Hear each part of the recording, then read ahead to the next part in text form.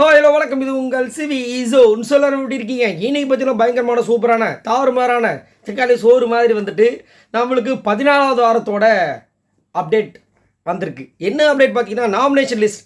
ரொம்ப நாளாக வந்துட்டு நம்ம ஒரு விஷயத்தை எதிர்பார்த்துட்டே இருந்தோம். இது வந்துட்டு எப்பயுமே ஒரு சீசனும் நடக்கும், 2-3 வாட்டி நடக்கும். பட் இந்த வாட்டி வந்துட்டு அது நடக்காமல் இருந்துச்சு. காரணம் உங்களுக்கே தெரியும், ஒரு சில பேரை வந்துட்டு காப்பாற்றணும்.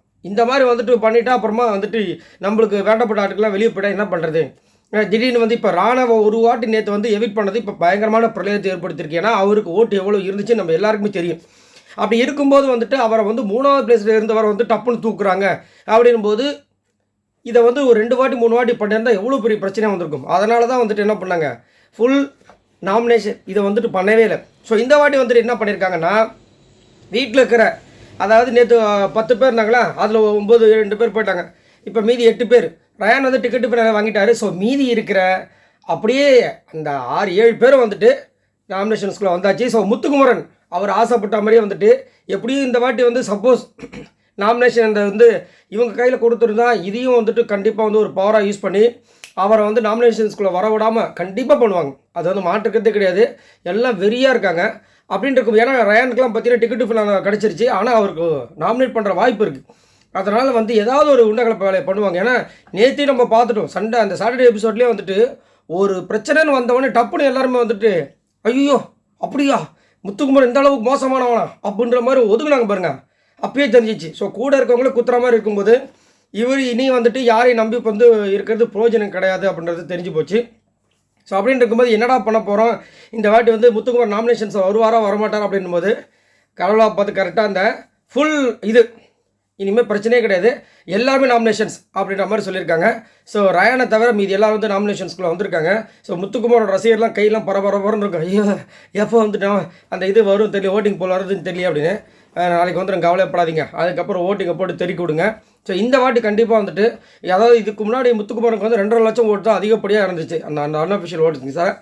இந்த வாட்டி வந்துட்டு கண்டிப்பாக வந்து அது வந்து தாண்டறதுக்கு வாய்ப்புகள் இருக்குது அப்படின்ற மாதிரி தோணுது. ஏன் அப்படி பார்த்தீங்கன்னா வீட்டில் ஆட்கள் எல்லாம் குறைஞ்சிட்டே வராங்க. இப்போது கிட்டத்தட்ட 24வது கண்டஸ்டன் தான் ரயான் சொல்லி அவரே சொல்லியிருந்தார் அந்த டிக்கெட்டு ஃபினாலே வாங்கும்போது. அப்போ 24 பேருக்கும் ஏதோ ஒரு விதத்தில் வந்து ஈர்க்கப்பட்டிருப்பாங்க ஆட்கள். அப்படின்போது இப்போ இவ்வளோ கம்மியாகி கடைசியில் 8 பேர் தான் இருக்காங்க. அப்படின்போது 8 பேர் வரைக்கும் அந்த 24 பேரோட ஃபேன்ஸ் வந்து ஓட் போட போகிறாங்க. இது வந்துட்டு ஒரு சில பேருக்கு பாதகமாகவும் அமையும், சாதகமாகவும் அமையும். ஆனால் இந்த நாமினேஷன் மூலமாக நம்மளுக்கு வந்துட்டு யார் வந்துட்டு இந்த BB8 டைட்டில் வினராக வரப்போகிறாங்க அப்படின்ற விஷயங்கள் ஈஸியாக நம்ம வந்து கண்டுபிடிச்சிடலாம். இது வந்து ஒரு என்ன சொல்ற ஒரு டெஸ்டிங் மாதிரி வந்துட்டு பார்க்கலாம் என்ன நடக்க போகுதுன்னு. ஏன்னா நான் ரொம்ப ஈகராக வெயிட் பண்ணிட்டு இருக்கேன். இந்த மாதிரி ஃபுல்லாக வந்து எல்லாருமே இந்த வீட்டில் வந்து நாமினேட் செய்யப்படுகிறீர்கள் அப்படின்னு சொல்கிற விஷயங்களுக்காக தான் நான் ரொம்ப நாளாக காத்துட்டு இருந்தேன். ஏன்னா அதுதான் நம்மளுக்கு ஒரு பெரிய துடுப்புச்சிட்டு. அதில் வந்துட்டு யார் ஃபஸ்ட்டு வராங்களோ கன்ஃபார்ம் வச்சுக்க முடியாது. எனக்கு தெரிஞ்சு எல்லா எக்ஸ்பெரிமெண்ட்டும் பண்ணி பார்த்தாச்சு. அதில் வந்துட்டு எல்லோரும் உள்ளே வந்து அதில் முத்துக்குமார் இருக்கும்போது அவர் தான் டாப்பில் இருந்திருக்காரு. ஸோ மக்கள் ஓட்டு வந்துட்டு கண்டிப்பாக அதிகமாக இருக்கிறது நம்ம முத்துக்குமாருக்குன்றதுல மாற்றுக்கிறதே கிடையாது. ஆனால் அதிகமாக ஓட்டு இருந்தால் ராணவே தூக்குன மாதிரி ஏதாவது ஒரு வேலையை பண்ணிவிடுவாங்களோன்ற ஒரு பதவதிப்பும் இருக்குது. அதே மாதிரி சௌந்தர்யாவும் வந்துட்டு கிட்டத்தட்ட 3 வாரமாக என்னமோ அவங்க கழித்து உள்ளே வந்திருக்காங்க நாமினேஷன்ஸ்குள்ளே. ஸோ சௌந்தர்யாவோட ரசிகர்களுக்கு ஒரு பெரிய மரண பயத்தை ஏற்படுத்தியிருக்காங்க. ஏன் அப்படின்னா ராணவும் சௌந்தர்யா ஒன்றுன்ற மாதிரி தான் எல்லாருமே வந்து ட்ரீட் பண்ணியிருக்காங்க. ராணவ் எப்படியோ ஒரு ஜென்யூன் ஹார்ட்டட் பர்சன், நல்லா காமெடியாக பேசுவார், அதே மாதிரி அவங்க. ஆனால் சௌந்தர்யாவோட ராணவ் வந்துட்டு அந்த கேமில் கொஞ்சம் இன்ட்ரெஸ்டிங்கு ப்ளஸ் நிறைய வேலைகள்லாம் பண்ணியிருக்காரு. சௌந்தர்யா அளவுக்குலாம் கிடையாது. சௌந்தர்யா வந்து அதில் கொஞ்சம் 0 தான். ஏன்னா அது அவங்களே சொல்லியிருக்காங்க, டிக்கெட்டு முன்னால் நான் என்னென்னமோ பண்ண நினச்சேன் ஆனால் எதுவுமே பண்ண முடியலன்னு. டிக்கெட்டு முன்னால் மட்டும் கிடையாது, எந்த டாஸ்க்காக இருந்தாலும் அவங்க வந்துட்டு என்னால் முடியலன்னு சொல்லிட்டு ஒரு காரணத்தை சொல்லி அவங்களுக்கு அந்த மாதிரி ஒரு சூழ்நிலை ஏற்படுத்துது. அதே மாதிரி அவங்களும் வந்துட்டு பெருசாக எதுவும் இது வரைக்கும் பண்ணலை. நம்ம வந்துட்டு சௌந்தர்யா சூப்பர் தான், அது நம்ம மாற்றுக்கிறதே கிடையாது. அவங்க வந்து சிரிச்சா அவங்க இது பண்ணுறது நம்மளுக்கு எல்லாமே பிடிக்குது. ஆனால் அதை மட்டும் வச்சு இந்த பிக் பாஸ் சீசனை இது வரைக்கும் நம்ம பார்த்துருக்க முடியுமா? கிடையாது. ஆனால் இவங்களும் ஒரு ஒன் ஆஃப் த பார்ட்டாக வந்து கிட்டத்தட்ட ஒரு 2-3 வாரம் இருந்திருக்காங்க. அந்த ஆள் மாறாட்டம் டாஸ்க்கு இதுக்கு முன்னாடி ஒரு சில டாஸ்க்லாம் வந்துட்டு சௌந்தர்யா தான் ஹீரோயின் மாதிரி வந்துட்டு வேறு மாதிரி வெளுத்து வாங்கினாங்க. அதெல்லாம் வந்து வேறு மாதிரி சம்பவம். ஆனால் அதுக்கப்புறம் பார்த்தீங்கன்னா சௌந்தர்யாவுக்கு அந்த மாதிரி பெருசாக வந்து இந்த விஷயம் வரல. அதனால் சௌந்தர்யாவுக்கு ஓட்டு எப்படி இருக்கும்? அதே மாதிரி இவங்க லாஸ்ட்டாக வந்த நாமினேஷன்ஸில் பார்த்தீங்கன்னா ஃபர்ஸ்ட் டைம் அவங்க வந்து இறங்கினாங்க. எப்பயுமே வந்துட்டு அவங்க வந்து முத்துக்குமரன்லாம் அவங்க தான் ஃபஸ்ட்டில் இருப்பாங்க. முத்துக்குமரன் வந்தார்னா செகண்டில் இருப்பாங்க. ஒரு வாட்டி வந்துட்டு அந்த லாஸ்ட்டாக வந்ததில் வந்து முத்துக்குமரன் ஃபஸ்ட்டு, செகண்ட் வந்துட்டு ராணா வந்தார், 3வது வந்து சௌந்தர்யா வந்தாங்க. ஸோ அப்படின்னு இருக்கும்போது கண்டிப்பாக வந்துட்டு சௌந்தர்யாவோட ஓட்ஸில் பயங்கரமான ஒரு மாற்றங்கள் வரதுக்கு வாய்ப்பு இருக்குது அப்படின்ற மாதிரி தோணுது. அது மட்டும் இல்லாமல் ரயானுக்கு எப்படி 1,00,000 ஓட்டு வந்துச்சு போன வாட்டி அப்படின்னு கேட்டால் அதுக்கும் என்ன சொல்கிறாங்கன்னா, ரயானுக்கு வந்து சௌந்தர்யாவோட ஃபேன்ஸ் தான் வந்துட்டு அதிகப்படியாக ஓட்டு போட்டாங்க. இல்லைன்னா ரயானுக்கு ஓட்டு வரதுக்கு வாய்ப்பே கிடையாது அப்படின்ற மாதிரியும் கருத்துக்கள் நிறைய வருது. அதே மாதிரி இந்த வாரம் வந்துட்டு கண்டிப்பாக ஒரு 3 பேர் வந்து எவிட் ஆகிறதுக்கு வாய்ப்புகள் இருக்குது. ஏன்னா கிட்டத்தட்ட வந்துட்டு உள்ளே வந்து 8 பேர் இருக்காங்க. ஒருத்தர் வந்து டைரெக்டாக 5 பேரில் 5வது ஆளாக உள்ளே போயிட்டார். இப்போ 4 பேருக்கு தான் உள்ள அலோடு. ஆனால் உள்ளே வந்து எத்தனை பேர்? 7 பேர். அதாவது போன மைனஸ் பண்ணால் அப்படின்னும் போது 3 பேர் மைனஸ் பண்ணும். ஸோ மிட் வீக் எவிஷன் கண்டிப்பாக நடக்கும். அதுக்கப்புறம் ஒரு 2 அதுக்கப்புறம் ஒரு டபுள் எவிஷன் இருக்குது. ஸோ 3 பேர் வெளியில் வந்து போகிறதுக்கு உண்டான வாய்ப்புகள் இருக்குது. அப்படின்னு பார்க்கும்போது இதில் வந்து 7 பேர் இருக்காங்க. முத்துக்குமாரை வந்து கை வைக்கவே முடியாது. தீபக்கும் அந்த மொத்தம் ஒரு ஸ்ட்ராங்கான ஒரு பொசிஷனாக இருக்கார். இன்றைக்கி வந்துட்டு இந்த கம்யூனிட்டி போஸ்ட்டில் வந்து கொடுத்துருந்தேன், யார் டைட்டில் வின்னராக வருவாங்க அப்படின்னு. யூடியூப்பில் பார்த்தீங்கன்னா முதல்ல வந்து 5 ஆப்ஷன் கொடுத்துருந்தான். அதனால் நம்ம 5 பேர் கொடுக்கலாம். இப்போ 4 ஆப்ஷனாக கம்மி பண்ணிட்டான். அதனால் நான் என்ன பண்ணேன்னா, தீபக்கு வந்துட்டு அவரும் வந்துட்டு டைட்டிலுக்கு உண்டான ஒரு தகுதி இருக்குது. பட் இருந்தாலும் முத்துக்குமாரன் பேர் போட்டிருந்தேன், அதுக்கப்புறம் ஜாக்லின் பேர் போட்டிருந்தேன், அதுக்கப்புறமா ரயான், சௌந்தர்யா பேர் போட்டிருந்தேன். ஏன் அப்படி போட்டிருந்தேன்னா, ரயான் வந்து டாப் 5 வந்துட்டார். ஸோ இது இன்னும் வந்துட்டு அந்த ஃபினாலேக்குள்ளே போகாத ஒரு நபராக இருக்கும்போது அவரை வந்து இன்க்ளூட் பண்ணலாம். அதுக்குள்ளே நிறைய பேர் ஃபீல் பண்ணிட்டாங்க, அண்ணே தீபக்கு அப்போ அந்த வாய்ப்பு இல்லையா, அவரை போய் இப்படி தனியாக கைட்டு விட்டீங்க அப்படின்னு. அப்படிலாம் இல்லை, தீபக்கும் ஒன் ஆஃப் த ஒரு ஸ்ட்ராங்கஸ்ட் பிளேயர்னு ப்ரூஃப் பண்ணிட்டாப்புல. அதே மாதிரி ஒரு நல்ல ஜென்யூனான ஒரு பிளேயர் தான். ஆனால் உண்மையை சொல்ல போனோம் அப்படின்னா, அவர் நல்ல ஒரு ஸ்ட்ராங்கஸ்ட் பிளேயர், ஜென்யூனான பிளேயர் தான். ஆனால் கொஞ்சம் சேஃப் கேம். அந்த உண்மையை நீங்கள் ஒத்துக்கிட்டு தான் ஆகணும். ஏன் அப்படின்னா, லாஸ்ட்டாக வந்து அந்த மன்றம் டாஸ்கில் வந்துட்டு அலையன்ஸுக்கு ஒத்துக்கிட்டார். ஒரு விஷயத்தை செய்யறதுக்கு முன்னாடி பல வாட்டி யோசிக்கலாம்.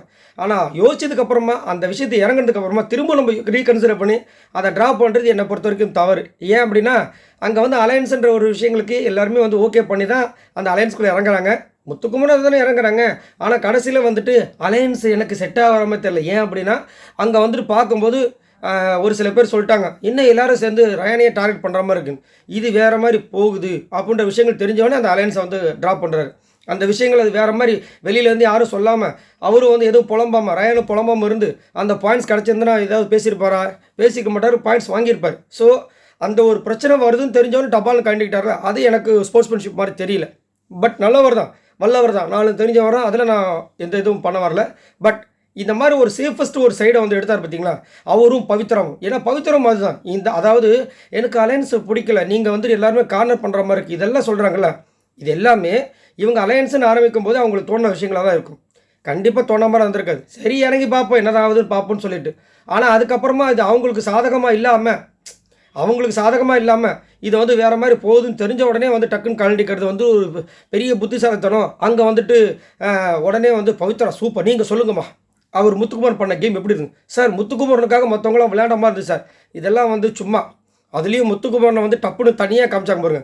நான் உண்மையிலேயே வந்து என்ன பண்ணணும்னு நினைக்கிறேன்னா, எல்லாருக்கும் நன்றி தான் சொல்லணும்னு நினைக்கிறேன். குறிப்பாக மஞ்சரி, ஜாக்லினுக்கு. ஏன் அப்படின்னா, ஃபினாலே நெருங்கிட்டு இருக்கு, ஏதாவது ஒரு சம்பவம் பண்ணோம் முத்துக்குமார் அதனால தான் என்ன பண்ணுறாரு, உயிரை கொடுத்து இந்த டிக்கெட்டு ஃபினாலே ஏதாவது ஒரு சம்பவம் பண்ணலான்னு சொல்லிட்டு சூப்பரான ஒரு சம்பவத்தை பண்ணி அங்கே வந்து ரன்னராக வந்து நிற்கிறார். கிட்டத்தட்ட ஒரு 2-3 டாஸ்க்காக வந்து 0ல் இருந்த மனுஷன். ஆனால் வேறு ஏதாவது அவருக்கு வரணும்ல, அதுக்காக என்ன பண்ணுறாரு ரயான், நான் இருக்கேன் அப்படின்னு சொல்லிட்டு வாரம் முழுக்க முத்துன்னு பேசி அவருக்காக ஒரு பெய்டு ப்ரொமோஷன் வேலையை வந்து அவர் பண்ணார். சாரி, அன்பெய்டு ப்ரொமோஷன் அப்படி தான் சொல்லணும். அதனால் அவர் தனியாக வந்து பேசுறது, அதாவது ப்ரொமோவில் வந்து முத்துக்குமார் இல்லாட்டியும் முத்துக்குமாரோட அந்த வார்த்தையை வந்து கொண்டு வந்தார் நம்ம ரயான். அதுக்கு அவருக்கு நன்றி சொல்லணும். அதே மாதிரி போகும்போது கூட தன்னோட ஃப்ரெண்டு நல்லா வரணும்னு சொல்லிட்டு மஞ்சரி என்ன பண்ணுறாங்கன்னா, தனக்கு கெட்ட பேர் வந்தாலும் பரவாயில்ல சொல்லிட்டு, இல்லை சார் இவன் பண்ணுறது சரியில்லை, என்னமோ இவன் தான் பிக் பாஸ் மாதிரி வந்துட்டு நிறைய ரூல்ஸ் போட்டு வரான், அதனால் எனக்கு இந்த விஷயங்கள் வந்து பிடிக்கல, அதுவும் பாயிண்ட்ஸ் கொடுக்கறதுல டிசைட் பண்ணுறதுக்கு இவன் யார், நான் அதுக்கு வந்து தனியாக விளாண்டுட்டு போயிடலாமே அப்படின்ற மாதிரி தன்னை வருத்திக்கிட்டு, எப்படி இதை சொன்னால் வந்து மக்கள்கிட்ட இருந்து எதிர்ப்பு வரும், இருந்தாலும் நம்மளோட நண்பன் எப்படி நம்ம வெளியே போயிடுவோம், இருந்தாலும் நம்ம நண்பன் வந்துட்டு ஜெயிக்கட்டும் அப்படின்ற ஒரு காரணத்துக்காக வந்துட்டு மஞ்சரி வந்து தண்ணியும் வருத்திக்கிட்டு அங்கே ஒரு விஷயத்த சொல்லி கடைசியில் அது குறும்படமாக போட்டு இப்போ மஞ்சரி போகும்போது முத்துக்குமாருக்காக ஒரு பெரிய விஷயமான்ட்டு போயிருக்காங்க. அது உண்மையிலே நம்ம பாராட்டணும். அதே மாதிரி ஜாக்லின் வந்து எனக்கு தெரியவே தெரியாது அப்படின்னு ஒரு விஷயம் பண்ணாமல் இருக்காங்க. அதுவும் செம்ம ஹைலைட் ஆகிடுச்சு.